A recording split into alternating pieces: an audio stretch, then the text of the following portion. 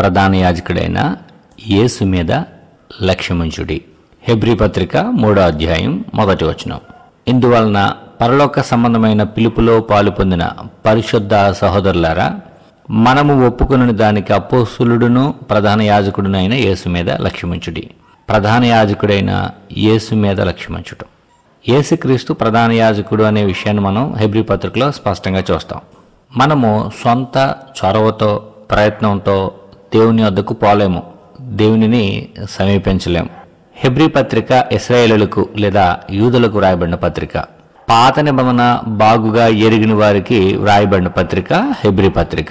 నిర్గమాకాండం నుండి మనం చదువుతున్నప్పుడు లేవీల యొక్క యాజకత్వం, యాజకులు, ప్రధాన యాజకుల యొక్క పరిచర్య, వీటిని మనం స్పష్టంగా చూస్తూ ఉంటాం. కాబట్టి హెబ్రీలకు రాసిన పత్రికలో లేవి యాజకత్వాన్ని గురించి ఉంటుంది.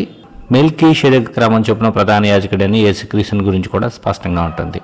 యేసు ప్రభువారిని గురించి మనం చదువుతున్నప్పుడు compassionate and helpful high priest, కనికరం గలవాడు, సహాయం చేయగల ప్రధాన యాజకుడు అనే విషయాన్ని మనం హెబ్రీ పత్రికలో చూస్తాం. యేసు మీద లక్ష్యముంచుడి అనే మాటకు ఇంగ్లీష్లో set your focus on Jesus అని, fix your thoughts on Jesus అని, consider that Jesus the apostle and high priest of our confession అని మనం చూస్తాం. Take note of Jesus. లక్ష్యముంచుడి అనే మాటకు ఇంగ్లీష్లో మనం చక్కని పదాలు ఉపయోగించడం మనం చూస్తాం. Set your focus, fix your thoughts, consider that Jesus, take note of Jesus.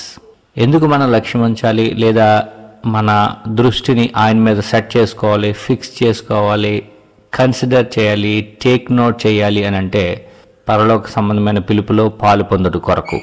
పరలోక సంబంధమైన పిలుపులో పాలు పొందాలి అని అంటే మన దృష్టి ప్రధాన యాజకుడైన యేసు మీద లక్ష్యం ఉంచాలి. పరలోక సంబంధమైన పిలుపులో పాలువారు కావాలి, పరలోకపు స్వాస్యాన్ని పొందాలి అని అంటే దేవుని వద్ద మనకు ఒక గొప్ప ప్రధాన యాజకుడు ఉన్నారు, ఆయన యేసుక్రీస్తు. హెబ్రీ పత్రిక 3వ అధ్యాయంలో ఇశ్రాయేలులకు మధ్యవర్తిగా పాలుతేనెలు ప్రవహించే దేశంలోనికి నడిపించడానికే ఇశ్రాయేలు ప్రజలను విడిపించిన మధ్యవర్తిగా మోషే కనిపిస్తూ ఉంటే, క్రొత్త నిబంధనలో యేసుక్రీస్తు మనకు కనిపిస్తూ ఉంటారు. హెబ్రీ పత్రిక 3వ అధ్యాయం మనం చదువుతున్నప్పుడు మోషే, యేసుక్రీస్తు ఇద్దరు నాయకులు. యేసుక్రీస్తు ప్రధాన యాజకుడిగా కూడా మనకు కనిపిస్తూ ఉన్నాడు. మోషే దేవుని నాయకుడు అని నమ్మిన వారు ఐగుప్తు నుండి విడుదల పొంది పాలుతేనెలు ప్రవహించే దేశంలోనికి ప్రవేశించారు.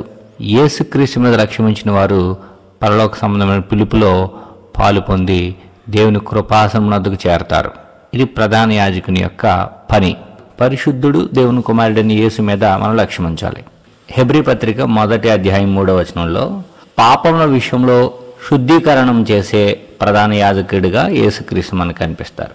తన మహత్తు గల మాట చేత సమస్తమును నిర్వహించుచు పాపముల విషయంలో శుద్ధీకరణము తానే చేసి తండ్రి కుడిపార్శ్వమున ఉన్న యేసుక్రీస్తు, ఉన్నత లోకమందు మహామహుడగు దేవుని కుడిపార్శ్వమున ఉన్న యేసుక్రీస్తు పాపముల విషయంలో మానవుల పక్షంగా శుద్ధీకరణ చేసే వ్యక్తి అనే విషయాన్ని మనం చూస్తాం. హెబ్రీ పత్రిక 2వ అధ్యాయం 17వ వచనం మనం చదువుతున్నప్పుడు ప్రజల పాపముల కొరకు పరిహారం కలుగుటకై దేవుని సంబంధమైన కార్యములలో కనికరమును నమ్మకమును గల ప్రధాన యాజకుడు యేసుక్రీస్తు. మనము కనికరింపబడి సమయోచితమైన సహాయం కొరకు కృప పొందినట్లు ధైర్యముతో కృపాసనమునొద్దకు చేరడానికే దేవుని వద్ద మనకు ఒక ప్రధాన యాజకుడు ఉన్నాడు.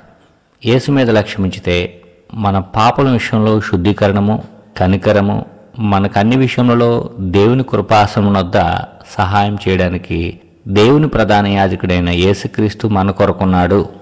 పరలోక సంబంధమైన పిలుపులో పాలు పొందాలనే ప్రతి ఒక్కరు కూడా ప్రధాన యాజకుడైన యేసు మీద లక్ష్యముంచి తమ భక్తిని కొనసాగించాలని కోరుతూ ముగిస్తున్నారు.